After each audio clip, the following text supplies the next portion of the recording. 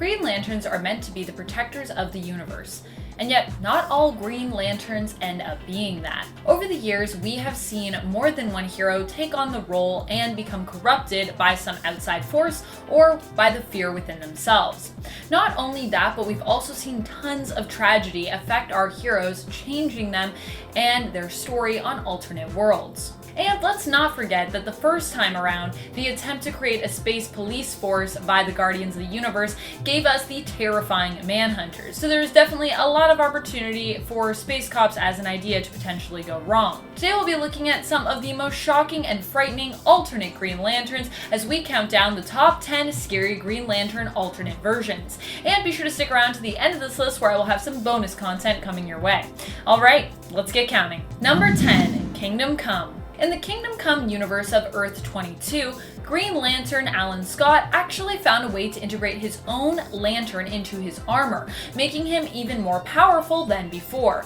In the comic, he looks like a massive green knight. Although he looks terrifying, he is actually meant to be one of the good guys, and after waiting years for an alien threat that never appears, he ends up joining with the Justice League. So in terms of what makes him frightening, it's simply his appearance and his insane power levels, though he does still have his weakness to wood, as he himself is still one of the good guys. Although in Kingdom Come, it also kind of depends on which side you're on in terms of who you consider to be the good guys. Number 9, Bat Lantern. What's scarier than the Dark Knight Batman? How about the Darkest Knight? Coming from the alternate Earth of Earth 32, Bruce Wayne ended up being the one to be given a Green Lantern power ring, and chosen as a replacement for Abin Sur instead of Hal Jordan. This version of Green Lantern is obviously a little more dark, as is the way with Bruce Wayne's vigilante attitude normally. Bat Lantern was actually kind of responsible for the death of alternate Hal Jordan Green Lantern from Earth 5 in the story Countdown Arena. Number 8,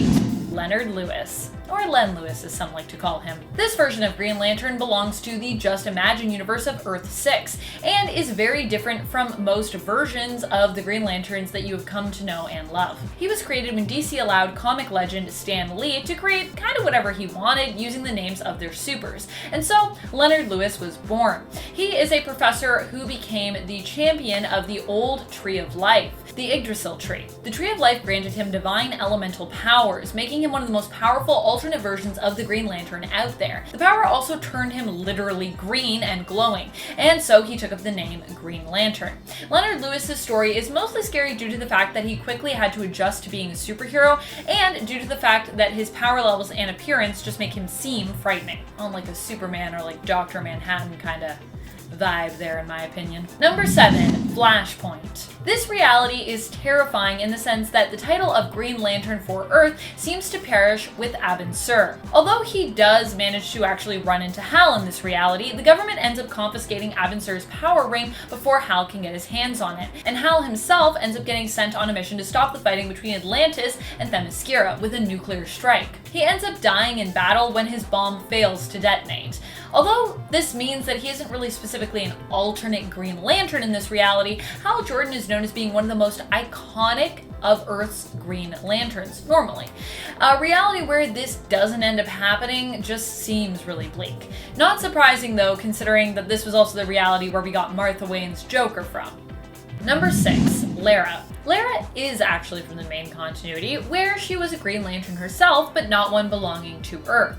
She is an alien from the planet Jade. She took over for her father, who had originally been the Green Lantern for Space Sector 1112. However, she was expelled from the Green Lanterns and went on to become a frightening Red Lantern, and then after that an undead Black Lantern. Lera herself was expelled from the Green Lanterns after she went rogue and killed Abin Sur, the Yellow Lantern and evil son of Abin Sur, instead of taking him into custody after he surrendered to her, which is what she was supposed to do. Because, you know, Green Lanterns don't really kill people. They're not supposed to do that. Number 5, Atomic Green Lantern. This is a tragic alternate version of Hal Jordan's Green Lantern. He originates from the DC MOBA game Infinite Crisis. This version of Hal Jordan found himself crushed by rubble while searching beneath the ruins of a building for survivors. His ring malfunctioned and his construct collapsed, leaving the rubble to fall on top of him and leave him buried. As a result of his injuries, his right arm actually had to be amputated, and his ring was pushed deep into his chest.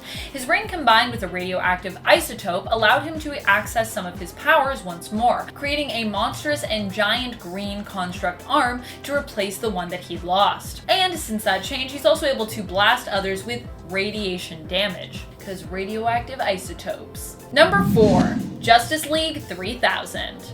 In this reality, Hal Jordan comes back as an imperfect clone created by Ariel Masters and the Wonder Twins in the 31st century. The Justice League in this story was brought back through a cloning process that involved volunteers basically giving up their lives to become merged, or really having their consciousness replaced by the DNA of old school heroes. Hal Jordan himself, as such, comes back as a version of himself who no longer needs or has his power ring, but who is also not really completely the Green Lantern, but a combination of Green Lantern and Spectre. He looks super cool, but he also looks super creepy. Like, if you were in an alley at night and you were in trouble and he showed up, you weren't sure if you were being saved or if you're in more danger. Number 3, Dawnbreaker. Another story featuring Bruce Wayne, but of the dark Earth 32. It tells the story of how he was somewhat kind of wrongfully given a Green Lantern ring and seeks to use it to simply avenge his parents' death by murdering Joe Chill.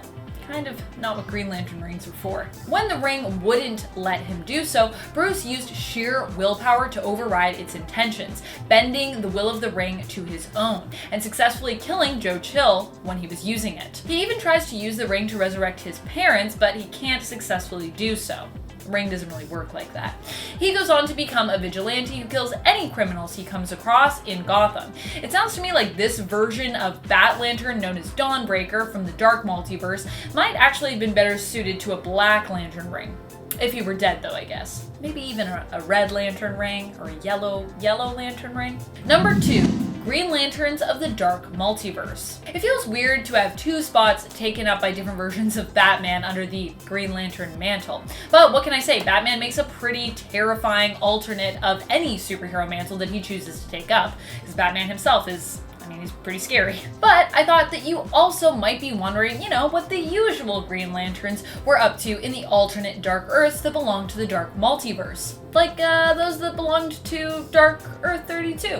And the answer is pretty scary because, well, they're pretty much, so far, all dead. The dead. On Earth 44, Hal Jordan finds himself killed by Batman's Alfred Protocol AI, who eventually also merges with Batman itself, turning him into a murderer.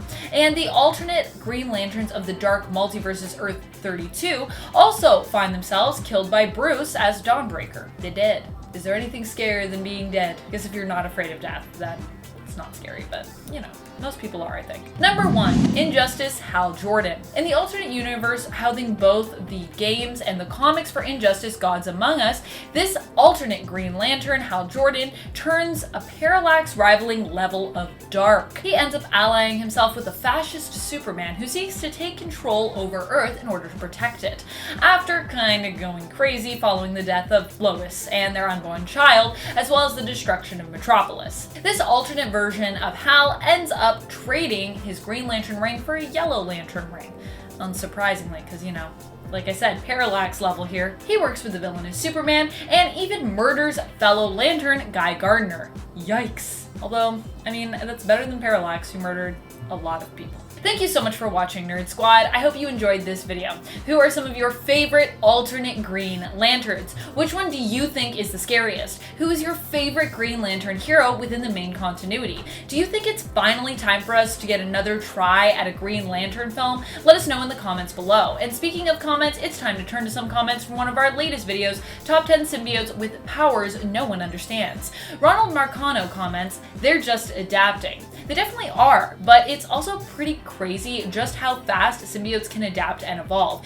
Even so far as 3rd or 2nd generation symbiotes, we see massive leaps and adjustments to their power roster. Trex Advent asks, who would win between the characters on this list? My money personally would go on Null to be the top champion or Anti-Venom. In fact, I think it would also be super cool to see these two battle each other, as they're both so strong and different from one another, while still both existing within the Venomverse / symbiote wheelhouse. And that's all the time we have for comments today. Be sure to comment below for a chance to have your thoughts and your questions responded to in a future list. This has been Top 10 Nerd, and I'm your host Amanda McKnight, reminding you as always to stay nerdy, YouTube.